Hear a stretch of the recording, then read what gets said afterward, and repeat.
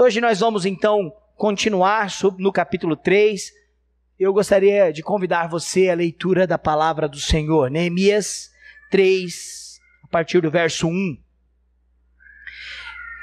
Então se dispôs Eliasibe, o sumo sacerdote, com os sacerdotes seus irmãos, e reedificaram a porta das ovelhas. Consagraram-na, assentaram-lhes as portas e continuaram a reconstrução até a torre do Sem e a torre de Ananel. Junto a ele edificaram os homens de Jericó. Também ao seu lado edificou Zacur, filho de Inri. Os filhos de Racená edificaram a porta do peixe, colocaram-lhes as vigas e lhe assentaram as portas com os seus ferrolhos e trancas. Ao seu lado reparou Meremote, filho de Urias, filho de Cós. Junto deste reparou Mesulão, filho de Berequias, filho de Mesabel. A cujo lado reparou Zadok, filho de Baná. Ao lado destes repararam os tecoitas. Os seus nobres, porém, não se sujeitaram ao serviço do seu senhor. Joiada, filho de Passeia, e Mesulão, filho de Besodias, repararam a porta velha. Colocaram-lhes as vigas e lhe assentaram as portas com seus ferrolhos e trancas. Junto deles trabalharam Melatias, Gibionita, e Jadom, Meronotita, homens de Gibeão e de Mispa, que pertenciam ao domínio do governador da além do Eufrates. Ao seu lado reparou Uziel, filho de Araías, e um dos orives, junto dele Ananias, um dos perfumistas, e restauraram Jerusalém até o muro largo. Junto a estes trabalhou Refaías, filho de Ur, maioral da metade de Jerusalém. Ao seu lado reparou Gedaías, filho de Arumaf, defronte da sua casa. E ao seu lado reparou Atus, filho de Ressabneias, e a outra parte reparou Malquias, filho de Harim, e Assub, filho de Paate, Moabe, como também a torre dos fornos. Ao lado dele reparou Salum, filho de Aloés, maioral da outra meia parte de Jerusalém e suas filhas. A porta do vale reparou-a Hanum, e os moradores de Zanoa edificaram-na e lhe assentaram as portas com seus ferrolhos e trancas, e ainda 1000 côvados da muralha até a porta do monturo. A porta do monturo reparou a Malquias, filho de Recabe, maioral do distrito de Bet-Requerem. Ele a edificou e lhe assentou as portas com seus ferrolhos e trancas. A porta da fonte reparou a Salum, filho de Colrosé, maioral do distrito de Mispa. Ele a edificou e a cobriu e lhe assentou as portas com seus ferrolhos e trancas, e ainda o muro do açude de Selá, junto ao jardim do rei, até os degraus que descem da cidade de Davi. Depois dele reparou Neemias, filho de Asbuque, maioral da metade do distrito de Bet-Zur, até defronte dos sepulcros de Davi, até o açude artificial e até a casa dos heróis. Depois dele repararam os levitas, Reum, filho de Bani, e ao seu lado Asabias, maioral da metade do distrito de Keila. Depois dele repararam seus irmãos Bavai, filho de Anadad, maioral da metade do distrito de Keila. Ao seu lado reparou Ezer, filho de Jesua, maioral de Mispa, a outra parte defronte da subida para a casa das armas, do ângulo do muro. Depois dele reparou com grande ardor Baruque, filho de Zabai, outra porção, desde o ângulo do muro até a porta da casa de Eliasibe, o sumo sacerdote. Depois dele reparou Meremote, filho de Urias, filho de Cós, outra porção, desde a porta da casa de Eliasibe até a extremidade da casa de Eliasibe. Depois dele repararam os sacerdotes que habitavam na sua campina. Depois repararam Benjamim e Assub, defronte da sua casa. Depois deles reparou Azarias, filho de Maceias, filho de Ananias, junto à sua casa. Depois dele reparou Benui, filho de Anadad, outra porção até a casa de Azarias, até o ângulo e até a esquina. Palau, filho de Uzai, reparou defronte do ângulo e da torre que saía da casa real superior que estava junto ao pátio do cárcere. Depois dele reparou Pedaías, filho de Parós, e os servos do templo que habitavam em Ofel, até defronte da porta das águas para o oriente, e até a torre alta. Depois repararam os tecoitas, outra porção defronte da torre grande e alta, e até o muro de Ofel. Para cima da porta dos cavalos, repararam os sacerdotes, cada um defronte da sua casa. Depois dele reparou Zadok, filho de Imer, de fronte de sua casa, e depois dele Semaías, filho de Secanias, guarda da porta oriental. Depois dele reparou Ananias, filho de Selemias, e Anum, o sexto filho de Zalaf. Algumas traduções vão apontar como neto de Zalaf. Outra porção, depois dele reparou Mesulão, filho de Berequias, defronte da sua morada. Depois dele reparou Malquias, filho de Ourives, até a casa dos servos do templo e dos mercadores de fronte da porta da guarda, até o eirado da esquina. Entre o eirado da esquina e a porta das ovelhas, repararam os ourives e os mercadores. Semana passada eu disse da dificuldade da leitura desse texto. Um texto bem informativo, com muitos nomes, uma lista de tarefas, de afazeres, de nomes, de cargos e de funções. E semana passada nós fizemos a leitura toda do texto. Eu, durante a semana, pensava em porções do texto, tendo em vista que nós já havíamos lido semana passada. Mas sempre ficava dividido, porque este texto, o capítulo 3, foi escrito para ser lido completo. O propósito dessa lista, o propósito dessa enumeração de tarefas e descrição das tarefas, era para que fosse não apenas um relatório, mas algo informativo do que Deus fez na restauração de Israel. Era a informação de quem Deus usou para restaurar os muros da cidade, para levantar as portas, para reconquistar a restauração espiritual do povo de Israel. É uma lista que não era para ser esquecida. Era uma lista que servia de lembrar o propósito de Neemias a encorajar os homens, as tribos, as famílias que ali estavam no capítulo 2, do verso 17 e 19, quando ele motiva e encoraja para o trabalho por causa do Senhor. Então a lista está completa, os nomes não são esquecidos, porque Neemias inclusive se preparou antes. Lembra disso no capítulo 2, que houve planejamento? No versículo 11 até o versículo de número 16, Neemias gasta dias, 3 dias. Ele observa os muros, ele faz relação de pessoas, ele planeja como será o trabalho. Aqui está como o trabalho aconteceu. E o tema desta noite é o sucesso do trabalho comunitário do povo de Deus. O sucesso do trabalho comunitário.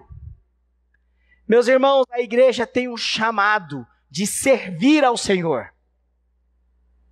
Quando nós servimos ao Senhor, nós servimos aos propósitos dele, de restauração do seu povo, de avivamento do seu povo, de salvação e conversão do seu povo. Mas nós não servimos sozinhos. Nós somos uma comunidade eleita por ele, a igreja, o povo de Deus, como nós cantamos a liturgia toda. Um povo, uma comunidade que serve e que trabalha. O sucesso do trabalho desta comunidade vem, inclusive, de virtudes e princípios da vida comunitária que Neemias aplica. E eu separei 4 deles e gostaria de destacar com o irmão e a irmã. Gostaria que você ficasse com a sua Bíblia aberta. O primeiro deles é coordenação das atividades. Toda atividade que nós vimos aqui está coordenada. E a gente pode perceber isso com a repetição de algumas frases. Eu não sei se durante a leitura vocês conseguiram perceber que tem algumas pequenas frases que se repetem o tempo inteiro. Observar essas pequenas frases é importante, Por exemplo, a frase do versículo 2, que diz assim: junto a ele trabalhou fulano de tal, e ao seu lado, não tem isso? Procura aí, olha, versículo 2, né? Junto a ele, depois tem lá no versículo 2 ainda, ao seu lado. Isso vai se repetir por quase todo o capítulo. Olha, você vai encontrar essas frases e derivadas delas no versículo 4, no versículo 5 dos tecoitas, do pessoal de Tecô. Você vai encontrar no versículo 7, no versículo 8, quando falar de Uziel, que era ourives, aí junto dele havia uma coordenação de trabalho. Versículo 9, versículo 10, versículo 12. Essas mesmas frases vão ser repetidas. Junto a ele e ao seu lado. Isso mostra que havia uma estratégia. Pessoas foram escolhidas para trabalhar ao lado da outra.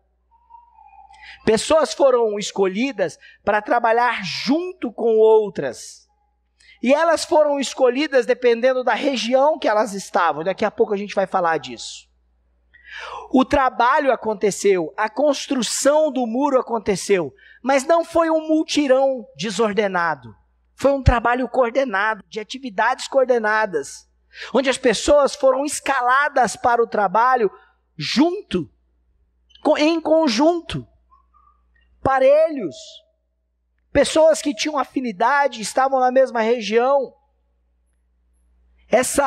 Esse preparativo de coordenação estratégica separa grupo de pessoas por regiões. Tinham pessoas que não estavam em Jerusalém, então elas vão trabalhar juntos segundo a proximidade de regiões. Tecoa, Gibeon, Jericó, Mispa, Keila. Eles vão servir e trabalhar junto, ao lado, para coordenar o trabalho. Às vezes nós achamos que para o Senhor não precisa ter coordenação de tarefas. A coisa vai acontecendo, vai fluindo. Há um caos que o Espírito Santo faz acontecer. Já foram em cultos onde as pessoas não sabem o que vai acontecer no culto começa. Não tem uma preparação, não se pensaram nos cânticos, nos textos bíblicos, no que vai ser falado. Porque não, a gente é espiritual, aqui é Deus que move. E a ideia é que Deus só move quando há bagunça, quando há descoordenação. E se você olhar para os textos bíblicos, para o relato histórico, coordenar atividade, coordenar trabalho, faz parte do processo bíblico, inclusive da formação do povo de Israel. Quando Deus tirou o povo do Egito, tudo foi coordenado, a forma como eles iriam carregar os utensílios, como eles iam fazer o tabernáculo, como este tabernáculo seria transportado, de que maneira seria transportado. Havia uma coordenação para tudo.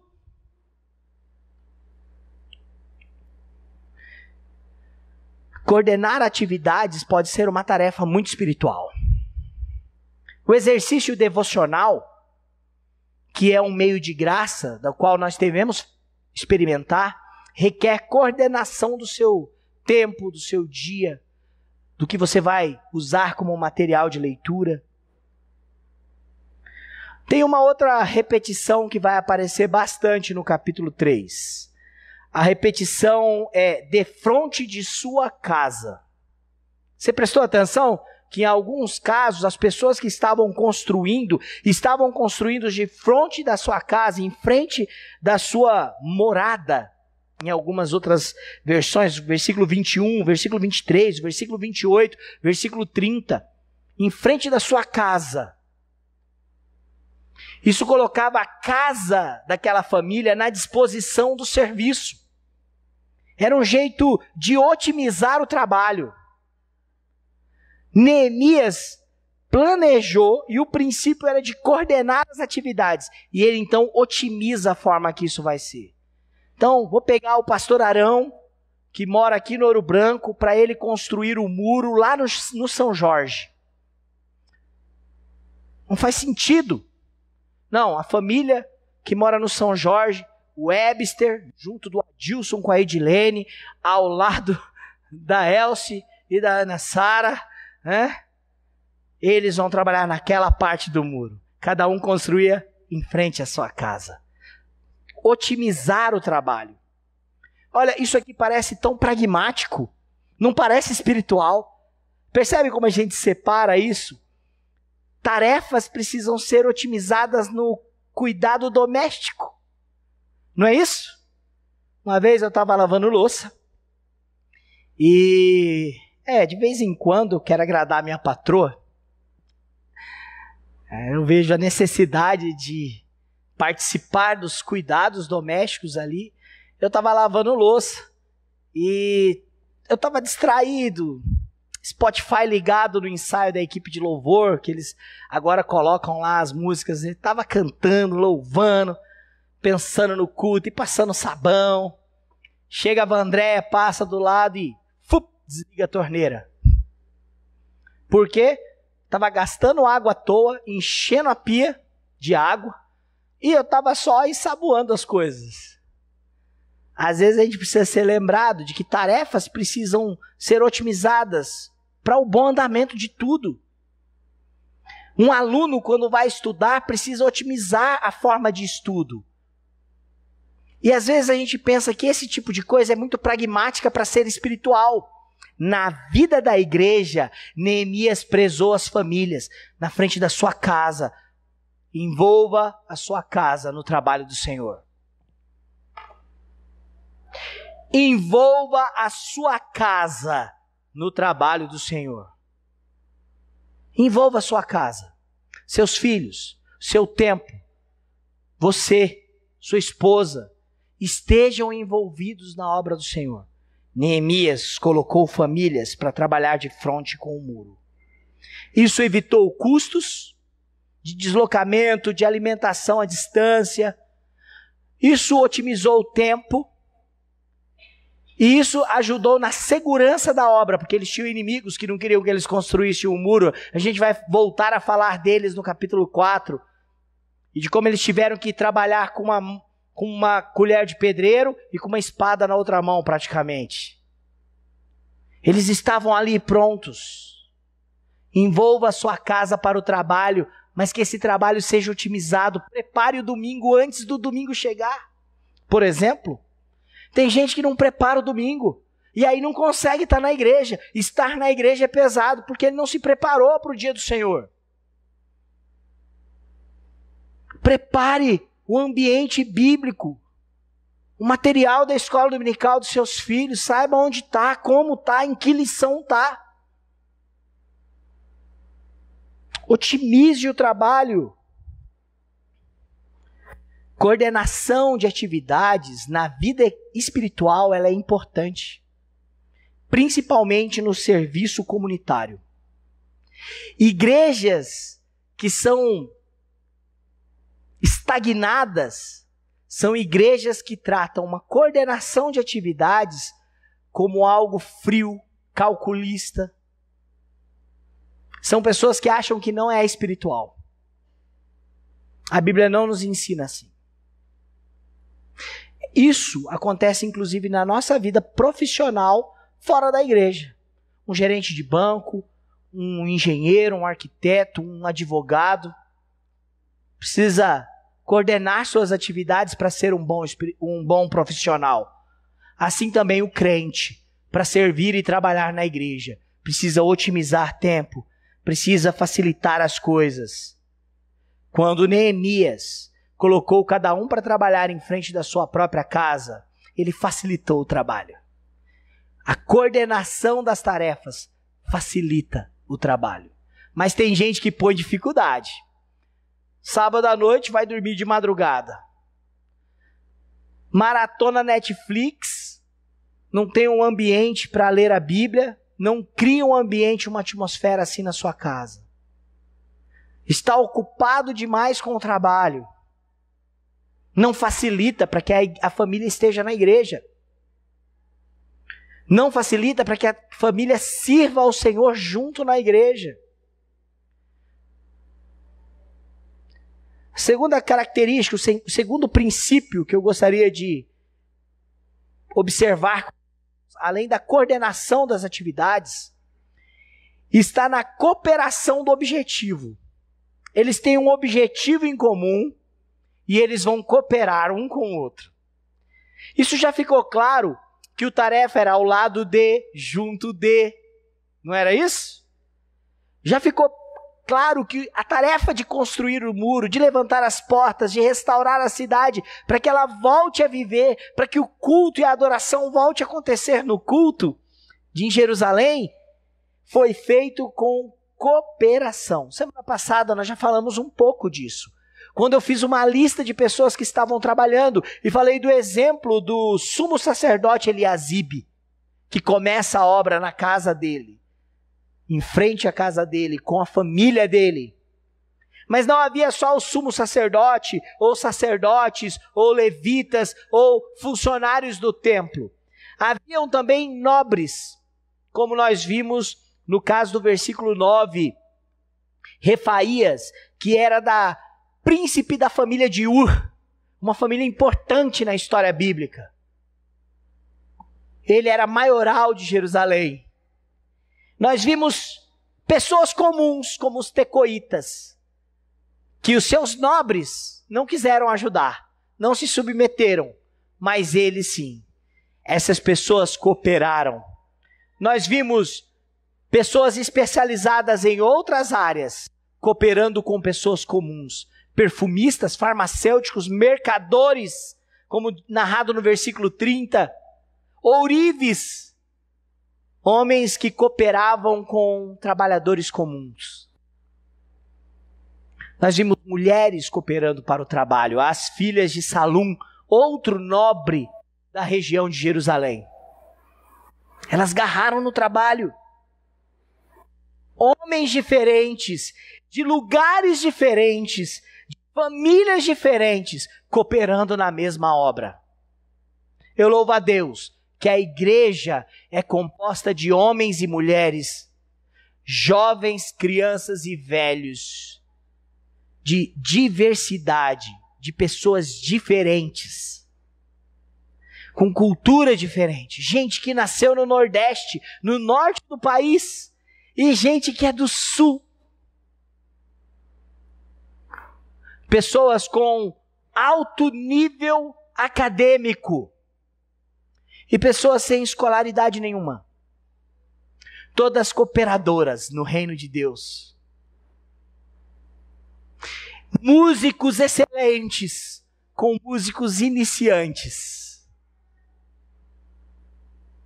Crianças barulhentas com crianças que ficam quietinhas. A igreja é composta por pessoas diferentes. E nós precisamos aprender a cooperar juntos. Para a obra do Senhor, para o serviço do Senhor. Eu quero convidar você a olhar para Jesus. Jesus escolheu 12 apóstolos, nenhum igual ao outro. Pessoas extremamente diferentes, com temperamentos diferentes. E você pode ter falado, nossa, Jesus errou na estratégia. Não, há uma parte espiritual profunda. Antes da escolha dos 12 apóstolos, Jesus ora uma noite inteira antes de fazê-lo. E estes homens vão cumprir propósitos dentro do seu ministério. Coopere. É preciso cooperar. Coopere na sua casa, que é a sua igreja no lar. Sua igreja. A sua igreja mais imediata é a sua casa. Irmão, se a sua casa não é uma comunidade de fé, se o seu lar não é uma comunidade de fé, você pode estar agindo como Eli, o sumo sacerdote da época de Samuel, que Deus chama um menininho, um piazinho desse tamanho, e diz, Samuel, Samuel, ele acha que é Eli que está chamando, corre lá. Aí Deus chama de novo, ele fala, volta a dormir, piá. Aí ele volta a dormir, Samuel, Samuel. Samuel corre lá no quarto de Eli de novo. E Eli fala assim, não, esse negócio só pode ser o Senhor. Então agora, se ele te chamar, você fala assim, ó Samuel, você vai falar assim, fala Senhor que o teu servo ouve. Está em 1 Samuel capítulo 3. Foi isso que aconteceu. Deus chamou: Samuel, Samuel. E Samuel respondeu: fala, Senhor, que o teu servo ouve. Geralmente, a gente só lembra da história até aqui. Mas vocês lembram o que Deus falou para Samuel? Vocês lembram o que Deus falou para Samuel? Você consegue lembrar o que Deus falou para aquele piazinho de 7 anos? Ou 8? Deus falou assim: ó, eu vou vir e vou agir, porque eu sei o que está acontecendo na casa de Eli. O que está acontecendo na casa de Eli não está certo. Não pense que Deus não se importa com a sua casa. Deus se importa muito com a sua casa. Eli achou que não. Lê depois o capítulo 3 de 1 Samuel. Coopere para a igreja imediata que é o seu lar, para que ela possa servir a Jesus.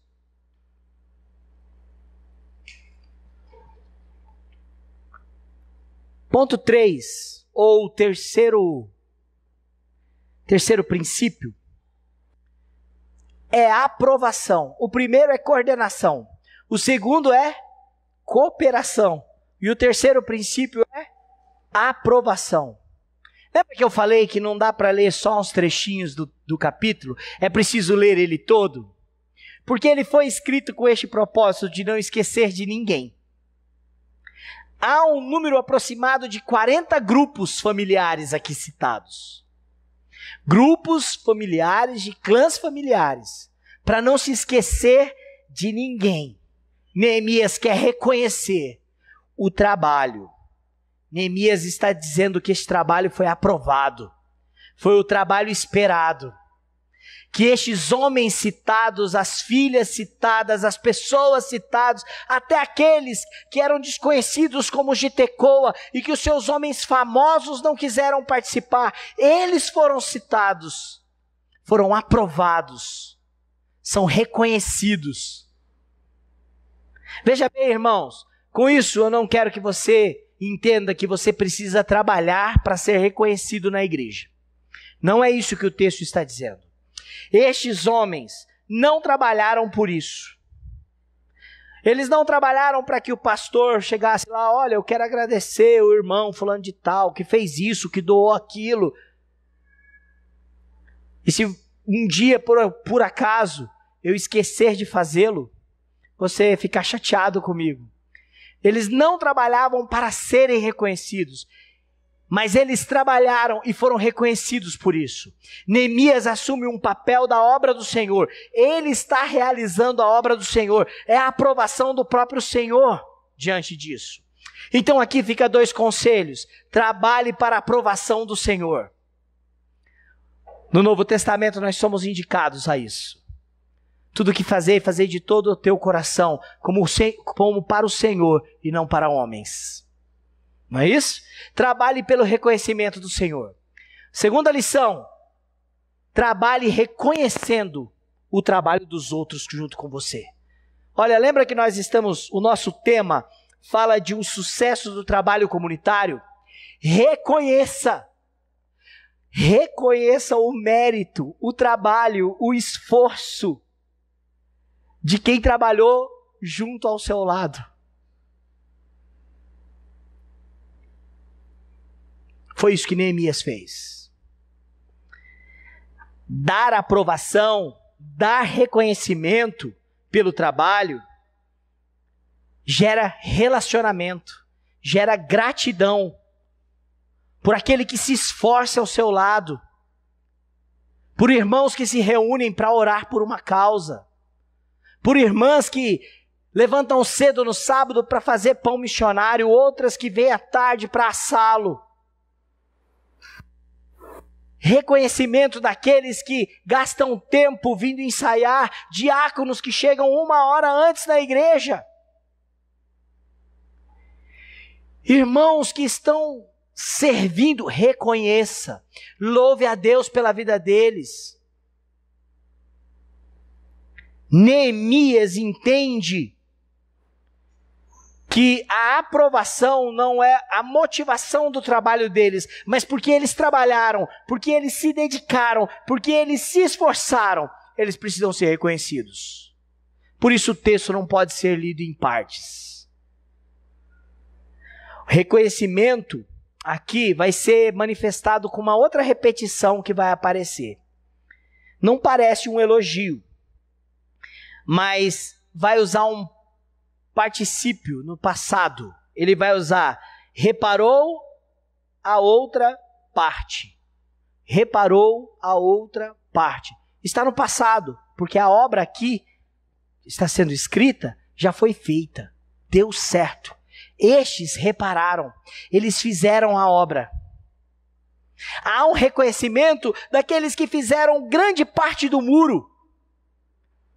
E aqueles que fizeram muito pouco, uma parte pequena, como no versículo 14, a porta do monturo. Mas todos são reconhecidos. Com isso, irmãos, há um sentimento que é gerado com esse povo. Quando pessoas são reconhecidas, quando pessoas têm aprovação no trabalho, elas se sentem parte do trabalho. Existe um sentimento de pertencimento. Eu pertenço a esse lugar.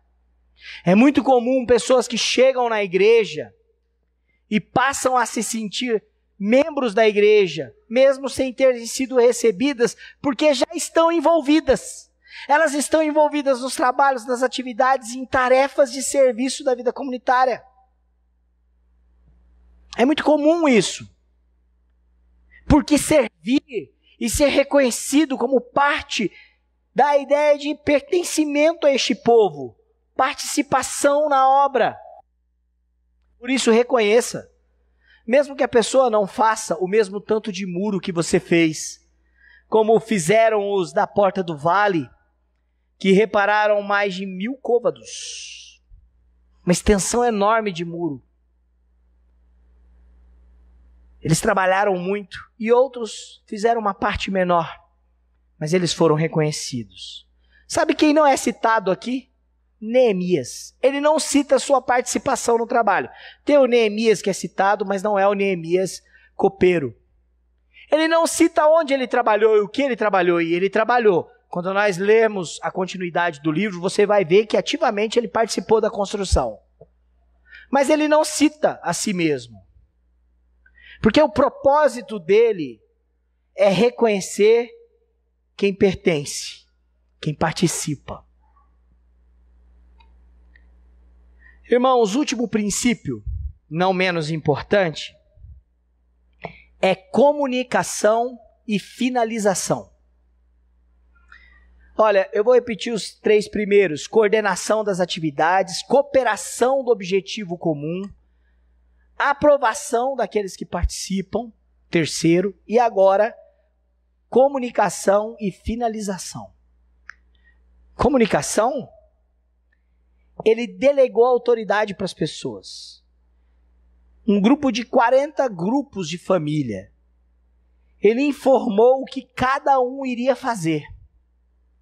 Qual a parte de trabalho que devia a cada um. Ele informou que o trabalho não seria descoordenado. Cada um iria trabalhar diante da sua casa. Havia um trabalho lado a lado. O muro estava sendo construído de uma maneira total, por completo. E as pessoas estavam trabalhando lado a lado. Havia uma comunicação de necessidades. Sabe, irmãos, às vezes nós falhamos muito por não querer conversar. A gente não quer conversar, se comunicar. O grande problema, na maioria dos casamentos, não é a relação sexual. Nem sempre é a questão do dinheiro. Mas na maioria das vezes, 99%, é falta de comunicação. O marido não senta para conversar com a mulher. A mulher não quer conversar com o marido. E por favor, vamos dar um tempo aqui, deixa eu explicar o que é essa conversa. Conversa não é DR não, discutir a relação. É conversar sobre desenho animado, coisas engraçadas. Conversar sobre a paz mundial e política, coisas importantes. Conversar sobre como foi o dia, conversar sobre planejamento, coisas que precisam entrar no planejamento. Conversar sobre aprovação, um com o outro, naquilo que faz, ele fez bem. Sabe, meus irmãos e minhas irmãs, Neemias nos ensina isso também para a vida da igreja. Crente que não ora, não conversa com Deus. Vou repetir isso de novo. A oração não é agradável. A oração é um exercício difícil. Existem muitos livros, inúmeros livros, uma biblioteca cheia deles, 2, 3 mil bibliotecas cheias de livros sobre oração. Mas a prática da oração tem sido negligenciada, porque conversar com Deus é um diálogo. Envolve abrir o coração e não repetir frases programadas, chavões. Não é aquela oração que a gente faz antes do alimento. Senhor, muito obrigado por este alimento, que nunca nos falte. Perdoa a multidão dos nossos pecados, em nome de Jesus, amém. É mais do que isso. Nós falhamos no diálogo com Deus, nós falhamos no diálogo com a igreja. Nós nos comunicamos mal. Comunicação não é ataque. Rubem Alves, um ex-teólogo e um filósofo brasileiro, ele tem um capítulo do seu livro, Um Milagre no Grão de Areia, eu acho que é esse o nome do livro, que ele fala da importância do diálogo, da comunicação. E ele dá um exemplo prático de pessoas que se comunicam como pessoas que jogam tênis. Eu não jogo tênis, dá para ver, inclusive pelo meu porte físico, não conseguiria fazer isso. Não jogo nem beach tênis também, mas sei jogar ping-pong e desafio qualquer um aqui. Nossa! Sexta-feira a gente se encontra na chácara. Sinta-se desafiado, Yuri. Tênis de mesa, o princípio é quase igual ao mesmo do tênis grandão. Qual é o objetivo do tênis de mesa? O tênis de mesa e o tênis grandão, você tem que marcar ponto. O ideal, inclusive o ideal é que você faça esse ponto inclusive no saque. Como é que chama? Match point? É assim? Como é que é o ponto que é feito no saque? Ace, obrigado. Qual que é o objetivo? É eu jogar a bolinha com a minha raquete para que a pessoa que está do outro lado não consiga pegar. E se ela pegar, ela está com tanto efeito, tão cheia de malícia, a bolinha, que ela vai para uma outra direção. Se eu tiver a oportunidade e o outro devolver a bolinha meio alto, e eu tiver a oportunidade, o ideal para eu fazer ponto é dar uma cortada. E eu acabo, faço ponto. Tem gente que conversa com a mulher desse jeito, na cortada. Igual Tramontina. Tem gente que conversa com filhos no ace, marcando ponto só na cortada. A bolinha vai e ele não quer que a bolinha volte. E se voltar, ela vai voltar envenenada para ele fazer um ponto, ganhar na conversa, sair com a razão. Esse é o estilo de conversa mais comum. No relacionamento conjugal, no relacionamento com os filhos, quando a gente fala assim, por que não? Mandei fazer, por que não? Não tem uma explicação. Não tem uma participação de entendimento entre irmãos. E esse é o tipo mais comum na igreja. Agora ele faz uma outra alegoria. O estilo de comunicação frescobol. Já jogaram frescobol? Já? Nunca jogou frescobol? Também usa-se raquete. E você joga com outra pessoa. E também tem uma bolinha. Mas no frescobol não tem ponto. Na verdade, A graça do frescobol é a bolinha não pingar no chão. O jogo do frescobol vai ficando emocionante, conforme você vai conseguindo manter a bolinha no jogo, sem cair. Para isso, o participante que está na hora de bater com a bolinha, ele tem que fazer com que a bolinha vá de um jeito que o colega dele lá consiga pegar, para que ele devolva a bolinha. Então eles vão fazer de tudo para que a bola chegue redondinha para o outro, para que fique emocionante. É difícil jogar frescobol. Esse é o tipo de comunicação que vale a pena. Ele não tem cortada. Não tem cortada. Não tem matar a jogada e acabou. O jogo é legal enquanto ele continua, e a bola não cai no chão, e aí ninguém mais quer que aquilo acabe. Precisamos aprender a conversar assim com os nossos cônjuges, com os nossos filhos, com os nossos amigos, com as pessoas, inclusive, que pensam diferentes da gente. Sabe gente que pensa diferente de você? Que pensa diferente de mim? A gente precisa aprender a levantar a bolinha de um jeito que ela consiga fazer a bolinha voltar. Porque isso estreita relacionamento. Neemias usou da comunicação para falar de um jeito coordenado, para fazer com que as pessoas cooperassem. Depois disso, ele verificou e usou o verbo no passado, concluiu a obra, fez o que foi pedido. Ele edificou, ele reparou. Por quê? A obra foi finalizada em 52 dias. Porque a boa mão do Senhor era com eles. E no trabalho comunitário da igreja é assim também. Uma obra que poderia levar anos, ela pode se realizar com o trabalho de irmãos, de irmãs. Meus irmãos, eu quero me oferecer. Quero oferecer a minha casa para trabalhar ao lado da sua. Eu quero servir ao Senhor com vocês. E eu desejo muito, como pastor, que vocês queiram fazer isso ao meu lado. Eu desejo muito que os presbíteros da igreja queiram servir ao Senhor ao lado da família de vocês. Que os diáconos dessa igreja também.